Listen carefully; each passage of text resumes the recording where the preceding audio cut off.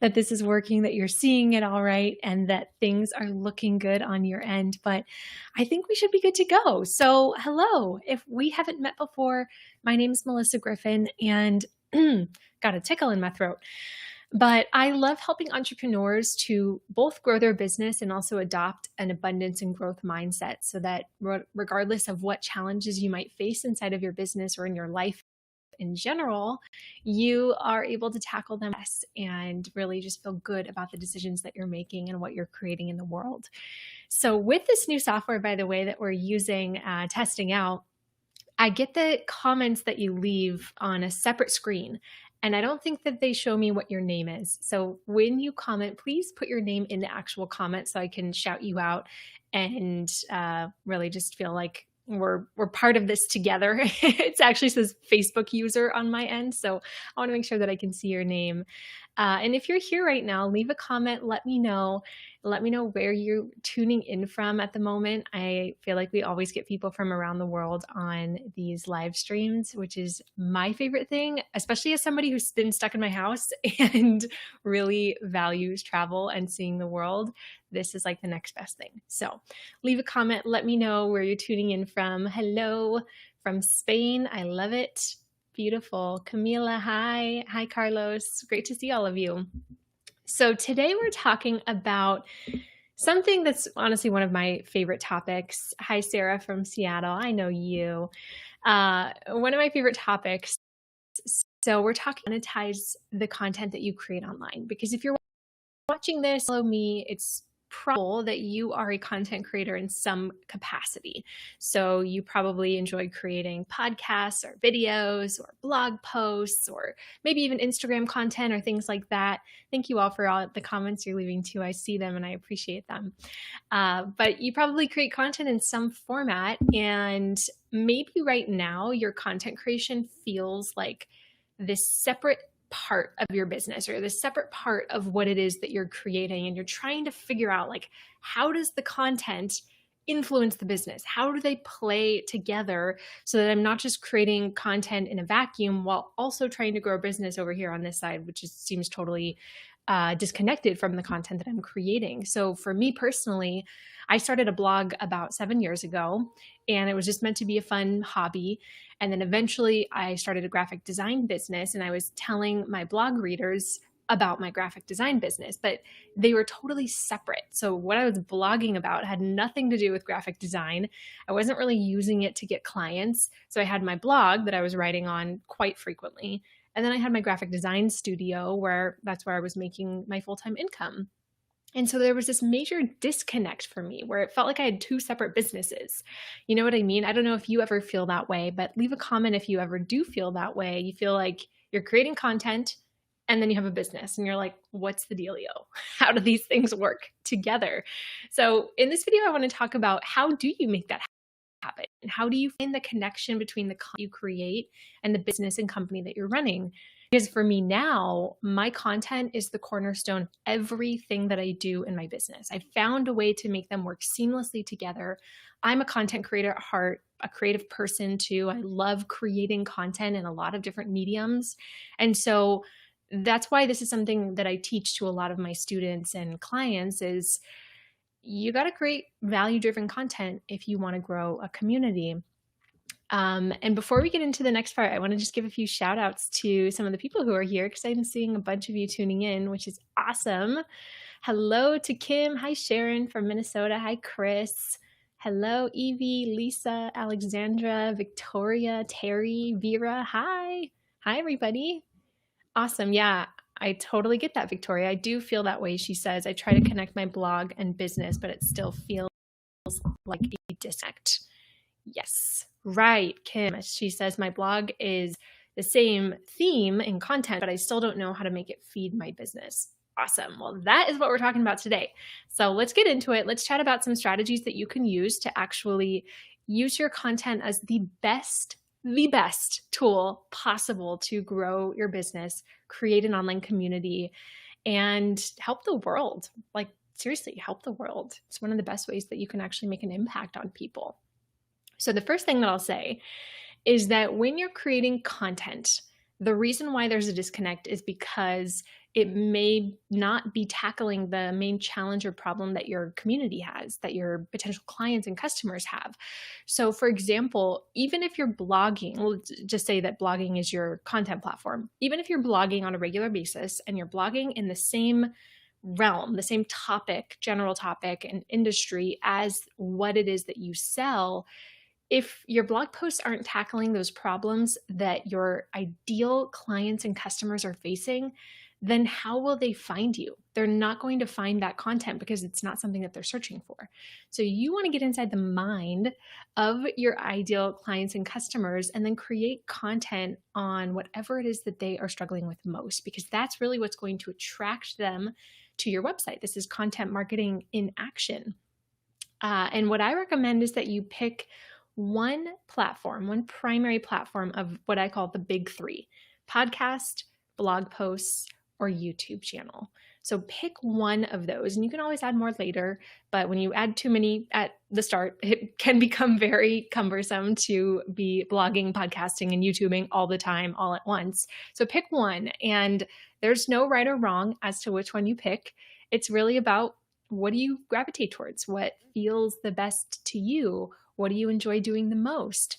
So is it video? Is it talking on an audio format? Is it writing?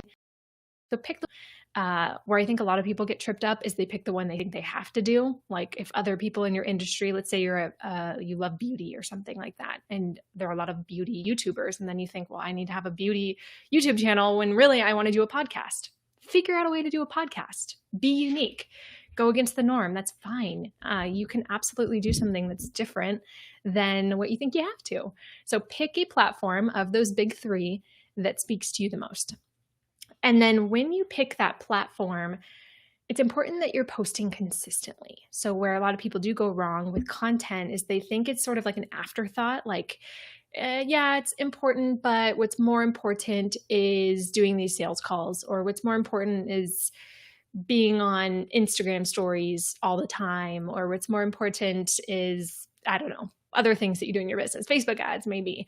And those might be important too, but if you want to get the most out of content marketing, which is creating consistent content as a way to attract people into your business, then you need to be consistent with it. I recommend creating a really value-driven piece of content weekly. You can do more than that if you feel so called and you have the time. But I wouldn't really do less. And here's why. So what some people will do is they'll create like a really juicy blog post once a month, or they'll put out a podcast episode sporadically. And that doesn't set your community up to trust you. So that's a really big decision maker on why people would decide to purchase from you versus someone else is, can I trust this person? So you want to make sure that they are seeing that consistency in the way that you're posting your content. So doing it on a consistent basis, that's number one. Number two is that I want you to think about this. When you go to buy something, you go to solve a problem. Like think of a problem right now that you have, anything. It could be like your sink is clogged. It can be you need to clean out your rain gutters on your house, anything like that. When you think about or maybe it's a problem that feels more personal to you. like for example, I am starting to wear my hair curly, which this is my natural hair, and I've worn it straight for like a decade, and I'm finally learning how to wear it again and like make it healthy. And so I'm doing a lot of research on how to wear my hair curly, what products you use, how do you sleep on your hair so it doesn't get all messed up when you wake up in the morning. And so I'm starting to follow a lot of people who blog about this, who talk about this a lot, and who have tutorials and whatnot. And the people who create consistent content are becoming top of mind. That's the important key here, is top of mind. So you want to be top of mind for the people that you serve, because now I can think of a few people that I follow who blog about curly hair, and they're top of mind for me because they create consistent content on how to do this, on how to style your hair, make your hair healthy, all the things. But for people who maybe created a really amazing piece of content 2 months ago, but haven't really shared anything since then, that was a great piece of content. I enjoyed it, but I'm not going to go back because I can't trust the consistency of them sharing new content. And what's important here is that for those people who are top of mind for me, who, when I think, well, how do I do this? Or what product should I use for this? I'm not going to go to the person who published a piece of content 2 months ago. I'm going to go to the people who are top of mind, the people that I can instantly think of as people that I follow and get information from on that topic. And that's really what you want too, is how can you become top of mind for your people? Because when you are that really coveted top of mind place, that's basically like being in the top search result on Google. For whenever somebody's typing something into their brain thinking, how do I fix this? And then you come up as the top search result inside of their mind. And they're like, oh yeah, I'll just go to their website. Or, oh yeah, I'll go to their podcast because they probably have the answer. And that's what you want, because that will translate into both an active community and engagement and people who love your work and are impacted by you, but also it's going to translate into sales. And that's really what we're talking about today, is how does it translate into sales, and without doing ads or sponsored content or all of those types of things that are often associated with creating content. So I tried the ads and sponsored content game way back in the day. I would get like $100 to write an entire blog post about some brand or company or something. And it really just wasn't sustainable. It was like I had to create a lot of content for very little. And now I think you can make pretty good money if you have a big following. But do you want to be essentially an employee of all these brands that you're promoting? Or do you want the creative freedom to write and talk about whatever it is that you care about? So that's why I think that using sponsored content and ads is really putting all your eggs in someone else's basket. Whereas if you are creating your own products and services based on the content that you're putting out there, you have so much more control over what you do, what you say, what you promote, how you help people, and you keep them in your universe instead of constantly sending them out to other people's websites. So what I've found, and I've helped almost 20,000 students in my online courses now, which is insane. But what I've found from working with so many people who do create content, because most of the people who take my courses are online content creators in some format. And what I've found is that the best medium for them to really earn a healthy income is through online courses. And the reason for that, and that's what I found for my business too, by the way, the reason for that is you're already creating information through your blog, your podcast, or your YouTube. And by the way, it doesn't have to be YouTube. It could be like a Facebook Live show that you do. I do think YouTube is a little bit better, and I will explain why in just a second. But blog, podcast, YouTube, and so you're already creating information on whatever primary platform you're using to create content. So it just translates so seamlessly if you create an online course, because you're just teaching more content in a more structured way, but it's the same realm, the same thing. So you don't have to find that like challenging connection point that you might if you're doing a service or you've got a physical product or something like that. It's just very seamless and very easy to create that trust and connection with your audience, where when you do sell an online course, they're in it, they're down, because they've already gotten that proof from you that you know what you're talking about and that you can help them. So let's talk about two things in terms of your content and why I don't suggest using social media and why I do suggest YouTube over Facebook Live. So let's start with social media. I do like social media. I'm on it right now, if you're watching this on Facebook at least. And I do think that it can play a role in your business after you've got your primary content platform figured out. Because what a lot of people will do is they'll pick their primary content platform, let's say a podcast, then they'll also work on growing their email list. So now they've got emails to write. And then they'll also start an Instagram page and then a Facebook page and then a Facebook group. And then they have all of these things that they're managing themselves. And it's like nothing is actually growing because you're diffusing your attention to all these different platforms. So instead, what I recommend is that you pick that primary platform, podcast, YouTube, or blog posts, and create weekly consistent content there. And then you leverage that content to grow your email list. So this is something that I frequently teach, where you're creating this consistent weekly content and then creating lead magnets that go along with your content to encourage people to sign up for your email list. And it's so simple and it works so well. Like, business does not have to be complicated. You can use the simple stuff and it can work super well. This is like the foundation of my company. And so creating content, and you don't have to create a new lead magnet for every single piece of primary platform content that you create. You could create one lead magnet for your entire site and just mention it every time you put out a new piece of content. Or you could create, if you've got like different categories that you talk about on your website, or some of the main challenges that your people have in terms of your topic and what you teach, then you can create a few lead magnets on those different categories or topics, and then just promote them within each piece of content, depending on what category that piece of content falls under. So hopefully that makes sense, but you don't have to create a new lead magnet for every single piece of content.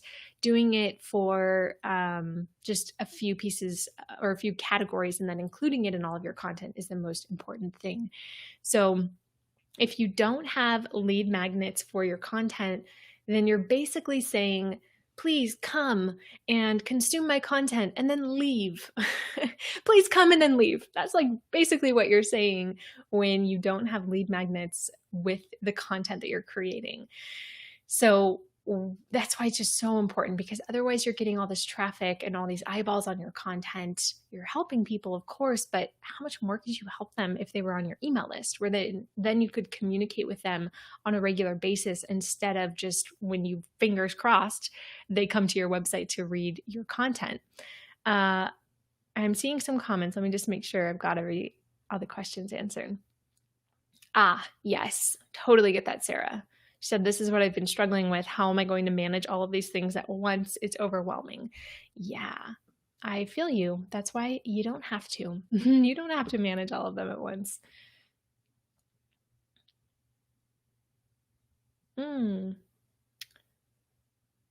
Got it. So Sarah says, different Sarah actually, I publish a blog post every other week, but on the off weeks, I still send an email with a writing lesson inside and a highlighted resource for my subscribers. Does that count as creating consistent content to nurture my community's trust? It does, yes. And if you're doing a blog post every other week because that's your max, but you're still sending weekly emails, not every other week, I think that still could work really well. And the reason why weekly emails is important in my mind is because that is your main top of mind touch point. And that's where the bulk of your sales are going to come from when you do end up promoting something one day.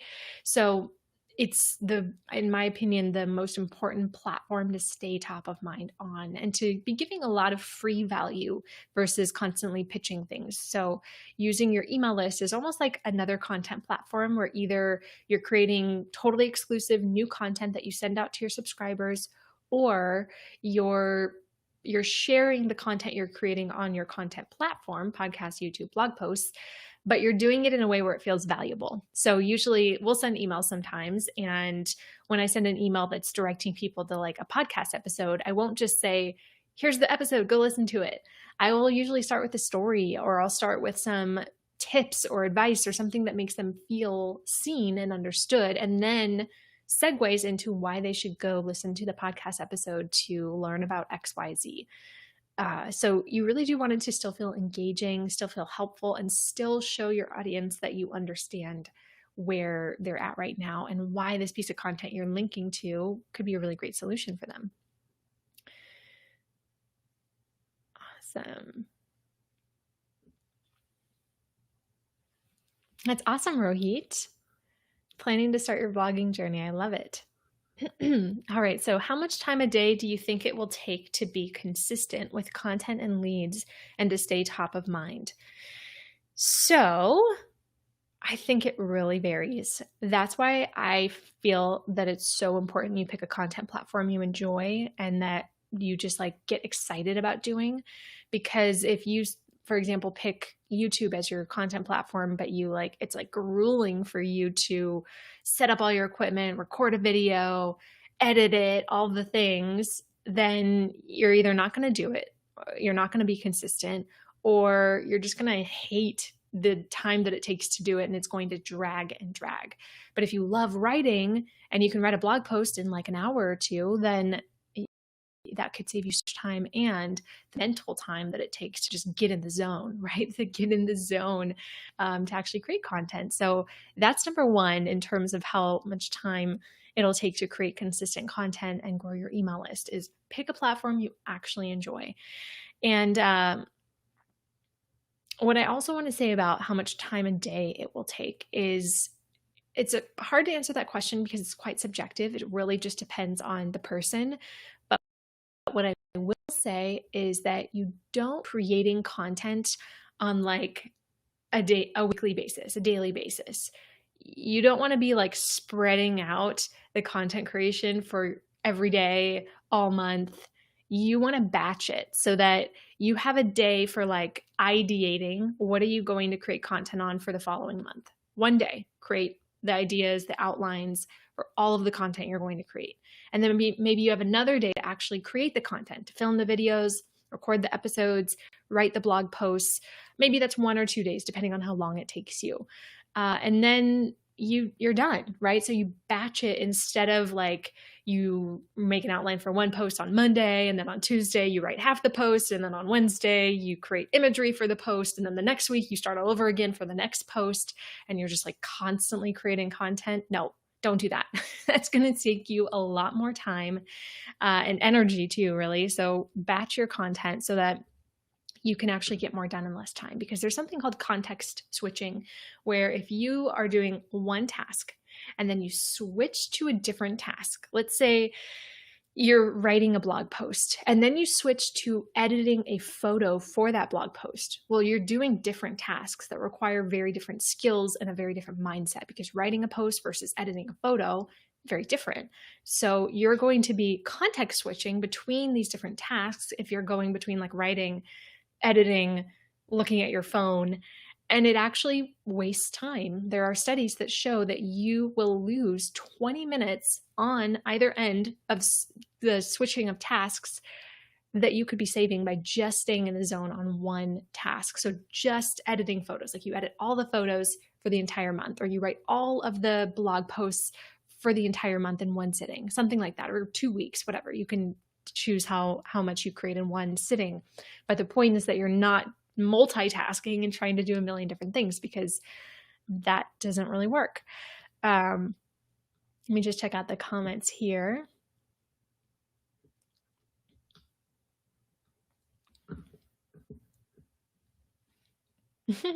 Used to watch my content in 2017. That's amazing. Welcome back. And how long does it usually take before a person can earn an income with blogging or podcasting? So here's the thing, is that it takes pretty much as long as you want it to take. You'll hear some people saying that you have to wait to promote something until you have 1,000 subscribers on your email, 500 subscribers. I mean, you could start promoting product now if you have 10 subscribers. You don't have to necessarily wait. It's just a matter of what conversion rate are you looking to have? How many people are you looking to have in the program that you're selling? So if you have 100 subscribers and you get 2, but your product is $1,000 and making $2,000, or you get 2 sales, by the way. Sorry, you have 1,000 people or 100 people on your email list and you get 2 sales, and it's $1,000 per sale, and that's $2,000. Maybe to you that feels great, and that's good enough for you. So you don't necessarily have to wait until you have thousands of people in your community to start promoting your products. You could do it. You could probably do it now. I waited until I had thousands of people on my email list, and I waited way too long to sell something to my community years and years ago.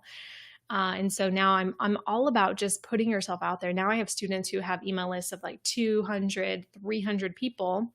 And it's not like they're making tens of thousands of dollars during their launches, but they are making a few $1,000s. They are making $1,500, and that feels really good to them because they didn't wait until they had this huge community who put themselves out there, sell something, and now they have this product that's in their lineup that's they can sell for years and years to come. They can put it into an evergreen funnel, especially if it's something like an online course.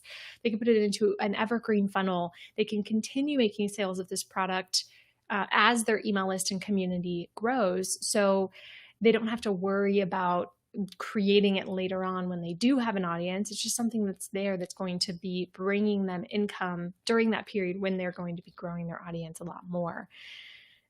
So hopefully that helps to answer your question. Let me see here what we've got.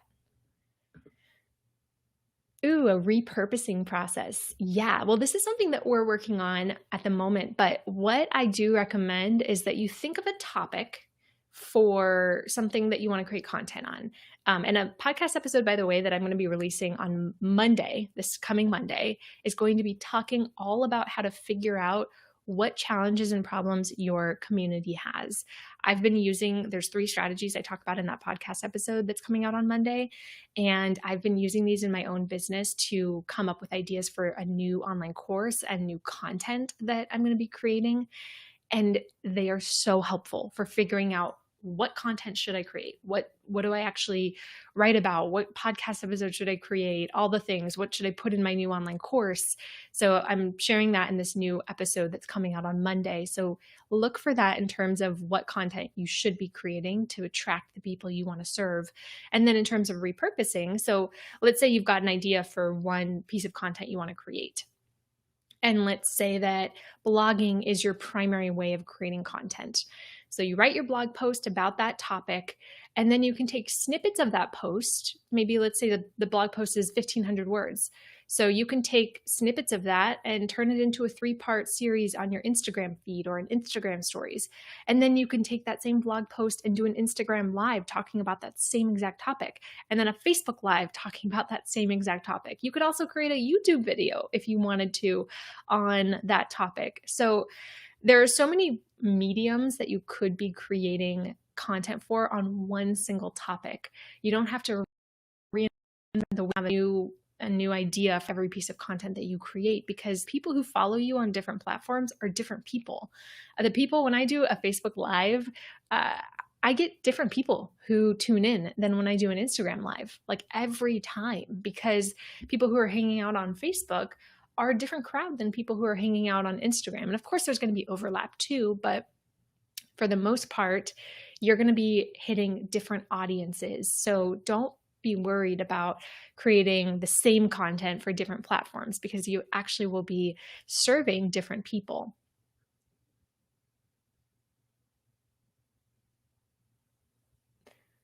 Okay, let's see what we got here. Ooh, that is awesome to hear, Sarah. She said, I tried batching my content for April for the first time, and it helped so much. It saved time, and I was able to work on my other projects during the month. I think it took me 5 days start to finish to create 3 blog posts and 2 subscriber emails. That is so wonderful to hear, right? Doesn't it? It seems so simple to just batch things, to just do similar tasks in one sitting, but it helps so much. It really just saves so much time. And I think it also saves like brain space, because if you're always in the mode of thinking about content, then it's hard to get into the like mindset of other things that you could be doing. So you're like always in the creating content wave, and you're not able to up to other things that you could be thinking about that could be helpful for your business or just your life too. Oh, well, this is great. How do you come up with ideas of things to write about every week without being repetitive? Cool. So like I just mentioned, I'm coming out with a podcast episode on Monday. So look for that. It's a bonus episode. We normally don't post episodes on Mondays, but look for that episode, because I'm going to show you 3 unique strategies that I use to come up with ideas to figure out, what do my people want from me? What do my ideal customers want to know? How can I create content that really serves them? So definitely look for that episode, because I'll be teaching you exactly how I do it in there. Okay, let's see.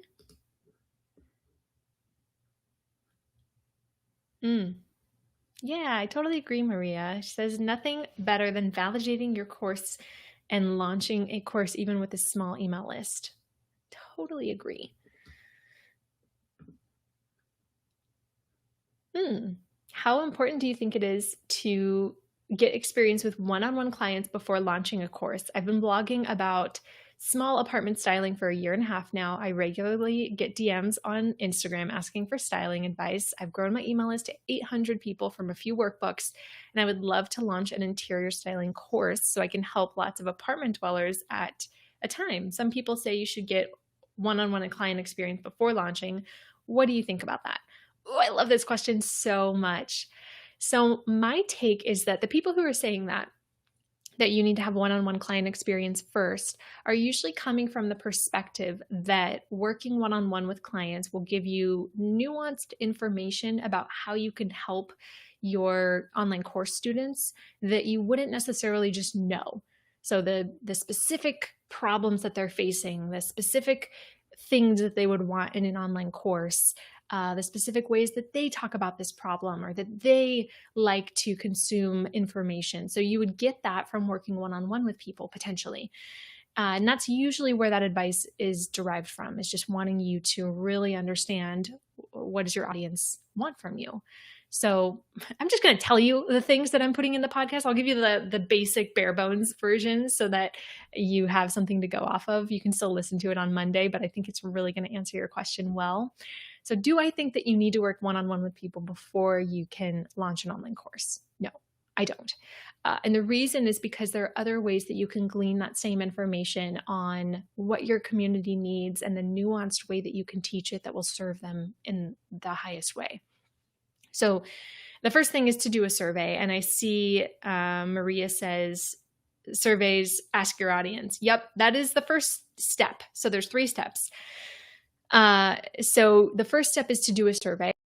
So create a survey monkey to make mine, and create a survey and ask them what are their challenges related to, for you, interior styling in an apartment, and then what goal do they have? What is their goal related to interior styling? So this is going to give you, basically they're answering the same question, but in 2 different ways because it's going to give you slightly different information.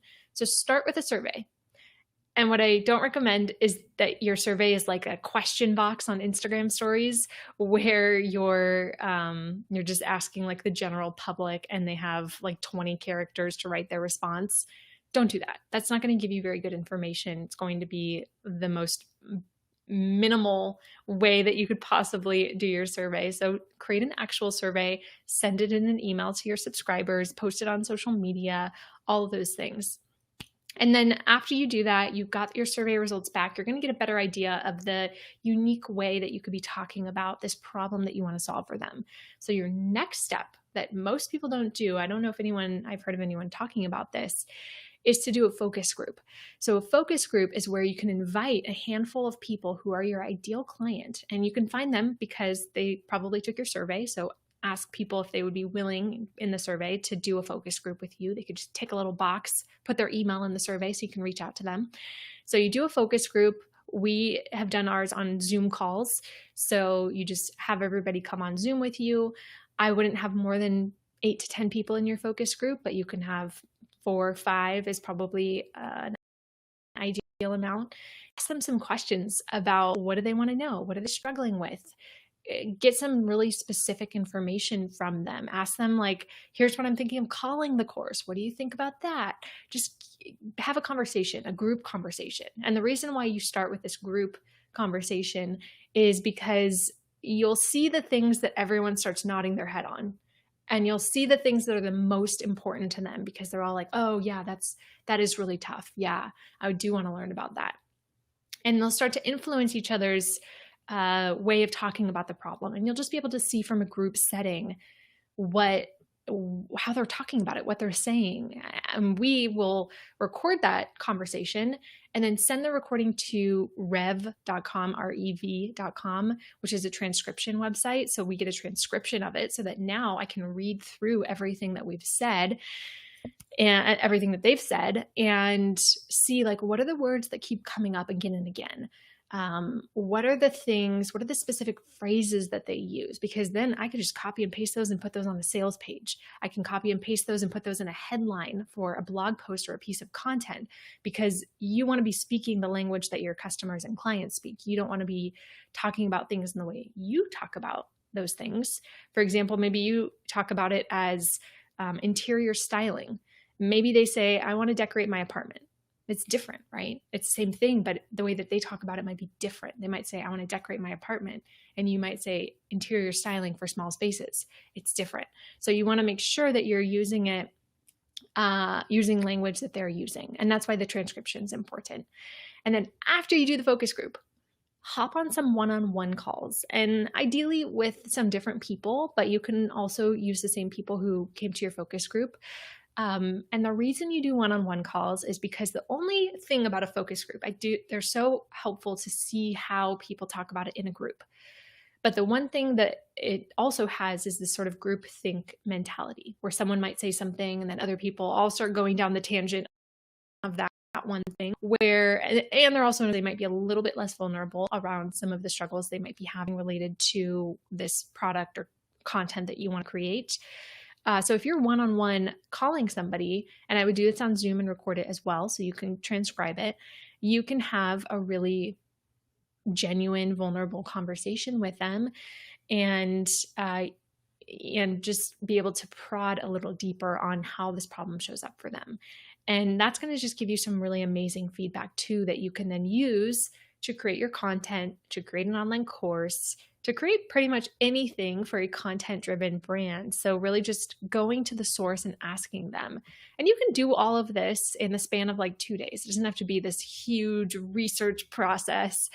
You can do it in a couple of days, maybe every 6 to 12 months, and you will get some amazing feedback from your people. Your content will write itself, and it's going to save you a lot of time compared to you trying to guess. Because if you're guessing what your people want you to create, and then you're spending all this time creating the content and the emails to go along with it, and then it ends up not being the thing that they really need from you, then how much time are you wasting? I don't like to use the word wasting because I'm such a ripple effect person. Like, there's no time wasted, everything matters. But how much time are you wasting in terms of creating content that they didn't actually want from you? So how much time could you save if you just did a little bit more research? You did the survey, the focus group, the one-on-one calls, and just learn more about what your people want to learn from you. And then all of that information is going to help you create something like an online course. Now, why courses for content creators more than something like services? So I used to do services. I still kind of do because I have a mastermind, but I think of that as different than one-on-one services because it's in a group setting. But so I used to do services through my business. And what I found was I eventually hit this ceiling. It was like I could only have a certain number of clients before it was too much. And I could never go past that number of clients, which also meant I couldn't go past that level of income because I just didn't have the time, right? I just capped myself out at a certain amount of time so that I would be able to live my life. So there's always going to be a ceiling if you have services. And the thing about services too is that, a lot of people who do one-on-one services for a living think of themselves as entrepreneurs, but you're kind of you have a full-time job. You have, like, instead of one boss at a corporate job, now you might have like 10 bosses who are all your clients telling you what to do. And so it can actually create this feeling of like the freedom and the control and the creativity that you wanted from doing your own business is now lost because you're giving it to the clients that you have.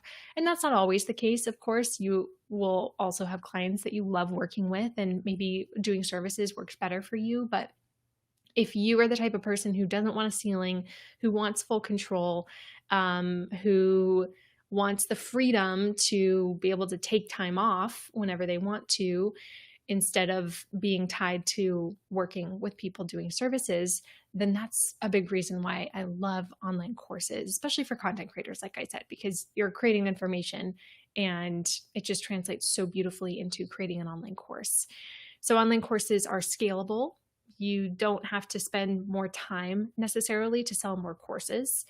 Of course, there's more complexity that's added if you're selling 1,000 courses a month versus 10.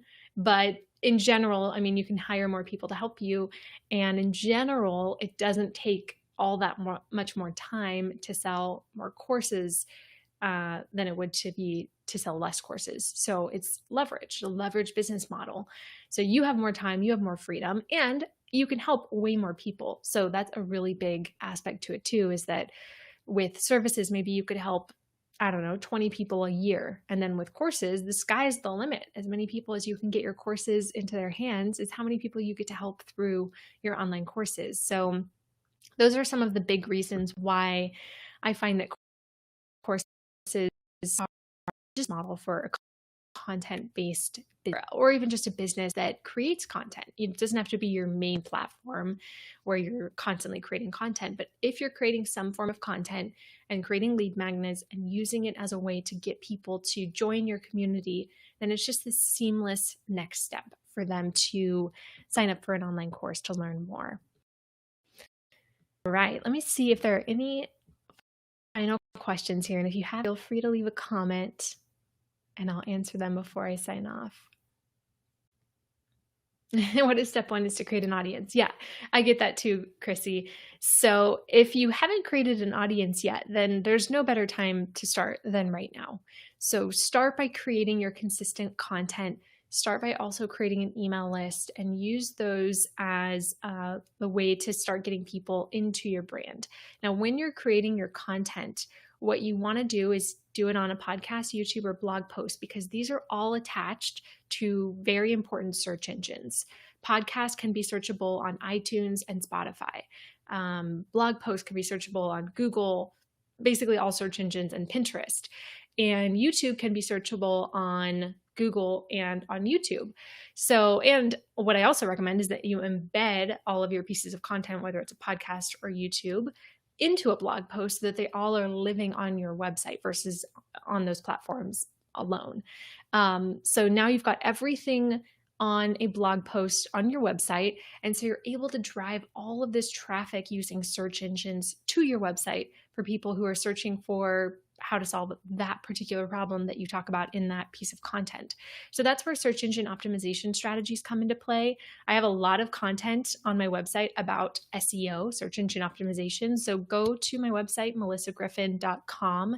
My name is spelled with a Y, melissagriffin.com, and search for SEO in the search bar, and you should find a lot of information on how to pimp out your content with really good SEO strategies so that you do start to get that organic traffic visiting your site and signing up for your email list. So that's step one. And that's a long-term strategy too. So usually for SEO, it does take the 2 to 4 months to start really getting results from SEO. So if you're not seeing instant gratification, you're not doing anything wrong. It just takes a little while to kick in. But I would recommend using SEO because yes, it does take a couple months, but once it starts kicking in, it pretty much doesn't stop. So it's like the gift that keeps on giving. Some of my highest traffic posts on my website are things I wrote 5 years ago. And because I used SEO strategies, they just continue to bring new people to my website on a constant basis. So highly recommend doing this for yourself too, because while it takes some time to get set up, it can be an enormous driver of business, audience, all the things. Okay, I think we are good. Oh, that's so great to hear. They say, I never would have considered doing an online course until I joined Blog to BizHive when I was new to blogging. You've been such a wonderful inspiration to me from the beginning. That's so good to hear. Thank you so much. So glad that that course was helpful for you. Got it. So I'll answer one more question. Oh, well, to answer your quick question, Maria, how do I get this band across the screen with the title of this, this live? is I'm using a software called Restream, and they allow you to stream on multiple platforms at one time, and they allow you to add a really nifty title. So we added a title today. And then in terms of memberships, that is a longer conversation, but I will touch on it because I had a membership for about 3 years and I loved doing it. And the main reason that I started my membership was I wanted to create a strong sense of community. That was the main thing that was important to me, was community. And I felt like because they're going to be getting content every month, then this would be the best way to build a community, is with a membership. What I found was that, and I ran my membership for 3 years. We had thousands of people in it over the years. And what I found was that because the people in the membership had very different goals, some people wanted to learn podcasting, some people wanted to learn list building, some people wanted to learn content creation, well, all the things. Because they had different goals, the community actually was a little bit more fragmented than with my online courses. So with my courses, there's a very specific result or outcome that they're meant to get. There's an end goal for each of the courses. And so inside of the communities for those courses, people were really vibing because they have gone through the same things as other people in the community. They're able to answer each other's questions. There's a step-by-step system with my online courses. And so with the membership, I just didn't find that that was the case. And it was taking quite a long time for me and my team to run every month. So it was something that had less of a payoff for my students and our company and took a lot more time to run. Whereas our courses required less time because they were already created and we update them maybe every 6 months or so, but much less than once a month. And they get people better results because there was a very specific goal that they have at the end of the course. So I just personally love online courses. I tried the membership and I did love certain things about it, but it just wasn't for me. So that's how I feel about the difference between them. I also think for a membership, you need to have quite a large audience to make it worth your while to get the number of people into a membership that actually make it worth the effort that you'd be putting into it. So if you have 1,000 people on your email list and you're selling a $25 membership, you're going to need a lot of sales to hit a revenue goal that would actually turn this into viable income for you. So consider that as well, that if you're selling something very inexpensive, that you would need a large audience to actually turn it into really consistent income versus an online course. If it's like $300 or $500 or $1,000, you need far less sales to make a healthy income, a livable income from online courses, so you can get started a lot sooner. So just a few of my thoughts about membership today, about the pros and cons. Maybe I'll create another video, some memberships. Leave a comment if you learn about memberships and if it feels like a good fit for you, and I can talk more about experience with those. But that's how I felt about it. But I do know some people who really enjoy their memberships. So it really is kind of a personal thing too. All right. I think we've got everything for today. I've so enjoyed talking to you as per usual. I will be back on Facebook and YouTube Live here. Let me see you in the next May 1st. So next Friday, I believe, I will be back. I'm actually not going to be here next Thursday. I usually do these on Thursdays at 11 a.m. Pacific. Next Thursday is my birthday. So I'm taking the day off to quarantine at home and just chill out. So I will be back on May 1st at 11 a.m. Pacific to talk more about, on that day, why a lot of online course launches fail, why they fail, and how to set yours up for success. So I'm going to be talking more about online courses specifically, how to launch it, and what not to do during a launch so that you get some really amazing results. So thank you for being here. I appreciate you so much. I am rooting for you, and I can't wait to chat with you next Friday. Bye.